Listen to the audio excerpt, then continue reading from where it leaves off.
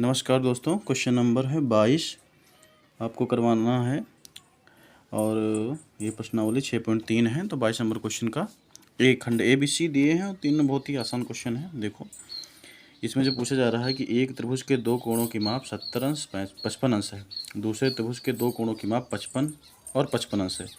इन त्रिभुजों की समरूपता की जाँच कीजिए। बहुत ही आसान ही है, तो हम चलो करते हैं। जैसे बताया जा रहा है कि एक त्रिभुज के दो कोणों की माप 70 है। एक त्रिभुज हम बना लेते हैं, ठीक है। एक हम त्रिभुज बनाएंगे, जैसे एक हम ऐसे बना लेते हैं। ये त्रिभुज बना लिए ए बी सी। एक दूसरा त्रिभुज बना लिए पी क्यू आर। ठीक, ये हमने दो त्रिभुज बना लिए। अब क्वेश्चन से आपका यहाँ पे कहा जा रहा है कि एक त्रिभुज के दो कोणों की माप 70 अंश और 55 है। तो हम यहाँ मान लेते हैं कि बी हमारा 70 है और सी हमारा 55 अंश का है, ठीक है। और फिर कह रहे हैं कि दूसरा जो त्रिभुज बना हुआ है उसके दो कोण 55-55 अंश के हैं। तो हम इसको 55 मान लेते हैं और इसको भी हम मान लेते हैं 55।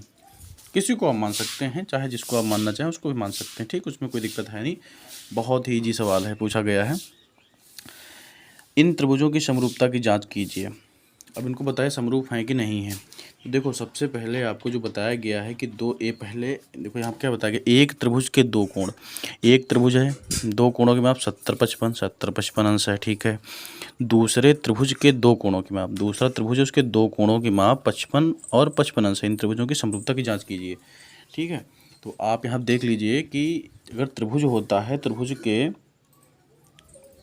जो होता है उसके तीनों त्रिभुज के तीनों अंतः कोणों का मान कितना होता है? 180 होता है। 180 डिग्री होता नहीं होता है?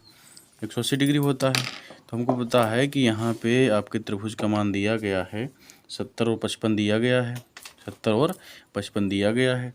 ये ए आपसे पूछा जा रहा है, तो 180 जो है आपका, उससे जो हम 70 + 55 घटा देते हैं तो हम मानते हैं यहाँ पे कोण ए प्लस कोण बी प्लस कोण सी बराबर 180, मतलब 180 अंश हो जाएगा। अब कोण ए तुम्हारा दिया नहीं गया, कोण ए हमको पता करना है। बी हमारा पता है 70 दिया गया है, सी हमको पता है 55 दिया गया है। 180 कर देंगे, 70 55 जोड़ेंगे तो कितना हो जाएगा? 125 हो जाएगा हमारा। 180 इधर लिख देना है। अब 180 इधर प्लस में है, इधर प्लस में है कि नहीं है? 180 125 हमारा प्लस में है। देखो 7 5 12 मतलब 125। 125 इधर प्लस में, उधर जाएगा कहाँ में हो जाएगा? माइनस में हो जाएगा। तो ए हमारा वहीं रहेगा, ए वहीं रहेगा। 180 - 125, 180 - 125 तो कितना बचेगा? यहाँ 120 + 60 मतलब 55। कोण ए बराबर 55 अंश बचेगा नहीं बचेगा? कोण ए हमारा 55 आ गया। तो हम यहाँ लिख सकते हैं, यहाँ पे कोण ए हमारा कितना आ गया? 55 अंश आ गया, ठीक है। 55 अंश आ गया, ठीक है। 55 अंश आ गया, ठीक है। अब आपको दूसरा त्रिभुज देखना है पी क्यू आर।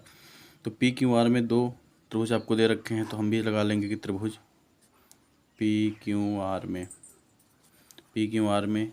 तो हम लिख देंगे तीनों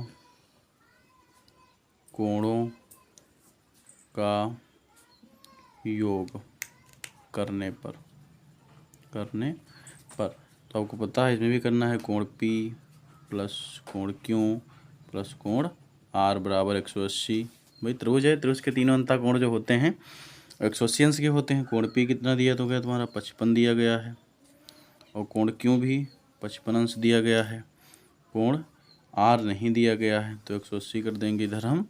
55 55 हो जाएगा, 110 आपका हो जाएगा प्लस कोण R हो जाएगा और बराबर 180 हो जाएगा। अभी 110 देखो यहाँ प्लस में हो जाएगा, माइनस में हो जाएगा। तो कोण R बराबर 180 - 110, तो R बराबर कितना बचेगा हमारा? 70 अंश बच जाएगा, ठीक है। R 70 आ गया तो हम लिख सकते हैं R को 70 अंश लिख सकते हैं। अब हम तुलना कर देंगे। अब समरूप दिखाने के लिए दोनों त्रिभुजों को क्या करेंगे हम? दोनों त्रिभुजों को समरूप दिखाने के लिए हम लिखेंगे यहाँ पे कि त्रिभुज ए बी सी व त्रिभुज पी क्यू आर में। ठीक, ये लिखेंगे। तो हमको यहाँ पे देखने मिल रहा है कोण ए जो हमारा है, देखो यहाँ पे कोण ए जो हमारा है वो कोण पी के बराबर है। तो लिखेंगे कोण ए बराबर कोण पी, क्योंकि दोनों कितने कितने अंश के हैं, दोनों हैं 55 अंश के, तो हम लिख सकते हैं बराबर 55 डिग्री के हैं।